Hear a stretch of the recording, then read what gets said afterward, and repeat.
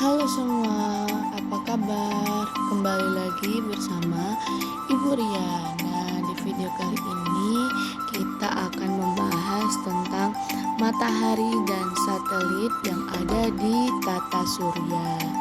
Nah, anak-anak, matahari adalah benda langit terbesar di tata surya. Untuk diameter matahari sendiri yaitu kurang lebih sebesar 109 kali diameter bumi. Wah, besar sekali ya anak-anak. Nah, lalu matahari adalah bola gas yang bercahaya yang ada di luar angkasa. Matahari terdiri dari 92% hidrogen, 2% helium, dan juga suhu permukaannya itu sebesar 6000 derajat Celcius. Nah, kalau suhu untuk di bagian dalam matahari itu sebesar 15 juta derajat Celcius. Nah, anak-anak, ada yang tahu tidak jarak antara bumi dengan matahari itu berapa jauhnya?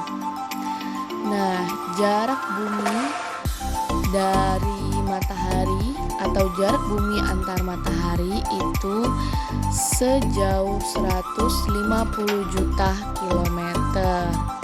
Wah, kebayang gak sih jauhnya itu sejauh apa? Kita dari sini ke sekolah aja baru berapa kilo, sedangkan matahari dan bumi itu jaraknya 150 juta kilometer. Nah, lalu di dalam matahari itu ada lapisan inti. Lapisan inti ini menghasilkan energi dari matahari. Lalu lapisan kedua ada lapisan radiatif. Lapisan radiatif ini menghantarkan energi matahari secara radiasi. Lalu di lapisan yang ketiga ada lapisan konvektif. Lapisan konvektif ini menghantarkan energi matahari secara konveksi. Lalu selanjutnya, lapisan yang lebih di luar lagi yaitu bernama fotosfer. Fotosfer ini lapisan yang tersusun atas gas-gas yang bertekanan rendah. Lalu lapisan yang di atasnya lagi ada kromosfer. Kromosfer ini tersusun dari gas ringan. Jadi jika terjadi gerhana, kromosfer ini terlihat seperti lapisan yang berwarna merah. Nah, jadi saat terjadinya gerhana yang kalian lihat itu warna merah itu adalah lapisan kromosfer ya anak-anak. Nah, lalu selanjutnya ada korona, lapisan paling luar matahari. Nah, korona ini tersusun dari gas ringan dan dapat terlihat jelas jika terjadi gerhana. Nah, anak-anak, jadi tadi sudah kita lihat matahari itu panasnya sebesar 6 juta derajat Celcius. Nah, kebayang nggak gimana panasnya matahari yang ada di luar angkasa? Kita di sini 30 derajat ke atas udah kepanasan. Gimana kita mau tinggal di matahari, teman-teman? Matahari bisa-bisa kita terbakar. Nah, selanjutnya ada satelit. Satelit sering disebut sebagai pengiring planet. Nah, satelit sendiri terbagi menjadi dua, yaitu ada satelit alam dan ada juga satelit buatan. Nah, satelit alam ini contohnya yaitu bulan. Nah, satelit alam ini adalah satelit yang secara alami memang sudah ada dalam tata surya. Ya, seperti yang Ibu bilang tadi, contohnya yaitu bulan. Bulan itu adalah satelit dari bumi. Nah, untuk cahaya dari bulan sendiri itu cahayanya berasal dari pantulan sinar matahari. Jumlah satelit dalam setiap planet yaitu Merkurius 0, lalu Venus juga 0, terus Bumi ada 1 yaitu bulan. Lalu di Mars itu ada 2 satelit. Di Jupiter ada 67 satelit. Saturnus 62 satelit. Lalu selanjutnya Uranus ada 27 satelit dan Neptunus ada 14 satelit. Bulan adalah satelit alam yang dimiliki oleh bumi. Cahaya bulan berasal dari pantulan cahaya matahari, bukan dari bulan itu sendiri. Nah, berarti saat kita malam, munculnya bulan itu cahayanya berasal dari pantulan sinar matahari, bukan dari bulan itu sendiri. Lalu selanjutnya, bagaimana bulan pertama kali ditemukan? Bulan pertama kali ditemukan itu oleh Apollo 11 bersama 3 awaknya mendarat di bulan pada Juli 1969. Nah, selanjutnya yaitu Neil Armstrong menjadi yang pertama menginjakan kaki di bulan. Lalu disusul dengan temannya Edwin dan Aldrin. Michael Collins menunggu di pesawat saat itu. Lalu anak-anak, diameter bulan itu sebesar 3.475 km. Lumayan besar ya anak-anak. Lalu massa bulan yaitu 1/80 dari massa bumi. Jarak antar bulan dan bumi yaitu sejauh 384.000 km. Jauh juga ya anak-anak. Jadi bulan mengelilingi bumi dengan jarak 384.000 km.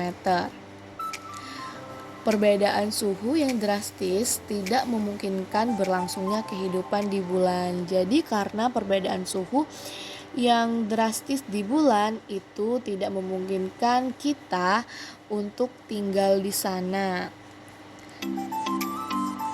Karena suhu di bulan itu sangat ekstrim. Di sisi sebelah kiri itu sebesar minus 173 derajat Celcius.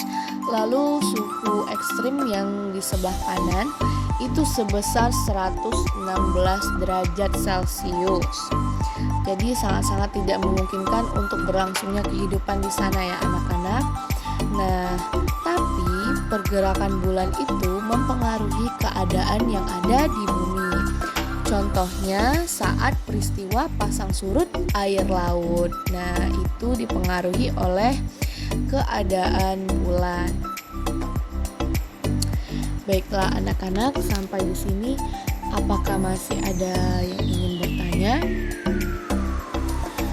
Nah, selanjutnya kita lanjut ke planet-planet yang ada di luar angkasa. Yaitu planet di luar angkasa itu terdiri dari 9 planet. Nah, planet sendiri adalah benda yang mengelilingi sebuah bintang pada suatu orbit. Nah, bintang yang dikelilingi tersebut adalah matahari. Nah, namun planet itu sendiri itu bukanlah bintang. Jadi, planet itu hanya benda yang mengelilingi sebuah bintang dan mereka sendiri itu bukan bintang. Lalu kita akan membahas tentang planet. Planet harus berukuran cukup besar untuk mempertahankan bentuknya yang bulat. Orbit atau garis edar planet tidak boleh bersinggungan dengan orbit planet lain. Jadi garisnya itu tidak lurus ya anak-anak. Orbit dalam planet itu, orbit garis edar planet itu tidak lurus dan juga tidak boleh sejajar. Lalu di dalam garis edar planet itu ada ekliptika, yaitu bidang edar planet. Nah, peredaran planet-planet ini mengelilingi matahari. Nah, peredaran ini disebut dengan revolusi. Lalu waktu yang diperlukan untuk melakukan satu kali revolusi disebut kala revolusi. Selain berevolusi, planet-planet juga berputar pada porosnya atau disebut rotasi. Jadi planet-planet itu mempunyai rotasinya sendiri. Lalu waktu yang diperlukan untuk melakukan satu kali rotasi disebut dengan kala rotasi.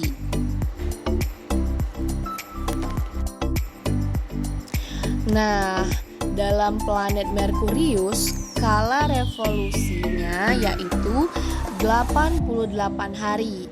Kalau kala rotasinya itu 59 hari.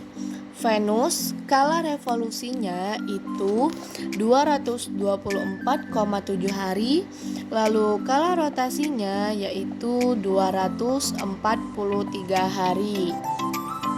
Nah, kalau bumi kala revolusinya yaitu 365,3 hari dan kala rotasinya yaitu 23,9 jam. Nah, kalau di planet Mars itu kala revolusinya 687 hari dan kala rotasinya yaitu sebesar 24,6 jam. Nah, kalau di planet Jupiter kala revolusinya itu sebanyak 11,9 tahun. Lalu kala rotasinya itu 9,9 jam. Kalau di Saturnus kala revolusinya itu 29,5 tahun dan kala rotasinya itu 10,7 jam. Lalu selanjutnya itu Uranus. Untuk planet Uranus, kala revolusi yang dibutuhkan itu sebesar 84 tahun. Kala rotasinya sebesar 17,2 jam. Kalau di planet Neptunus, kala revolusinya itu sebanyak 164,8 tahun. Lalu untuk kala rotasinya sendiri ada 16,1 jam. Selanjutnya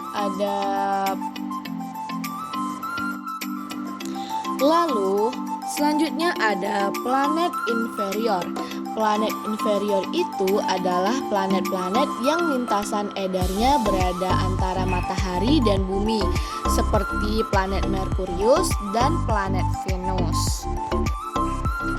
Lalu selanjutnya ada planet superior. Planet superior ini adalah planet-planet yang lintasan edarnya berada di luar peredaran bumi, seperti Mars, Jupiter, Saturnus, Uranus, dan Neptunus. Nah, anak-anak, apakah ada yang ingin bertanya? Apakah ada yang belum paham? Jika belum paham dan ada yang ingin ditanyakan, silakan langsung tanya ke ibu ya. Insya Allah akan ibu jawab. Baiklah, selanjutnya nanti ibu akan membuat pertanyaan atau soal-soal latihan dan akan ibu taruh di akhir video ini. Nah, sampai di sini. Apabila ada kesalahan, ibu mohon maaf, dan kepada Allah ibu mohon ampun. Wabillahi taufiq wal hidayah. Wassalamualaikum warahmatullahi wabarakatuh. Dadah, sampai jumpa lagi.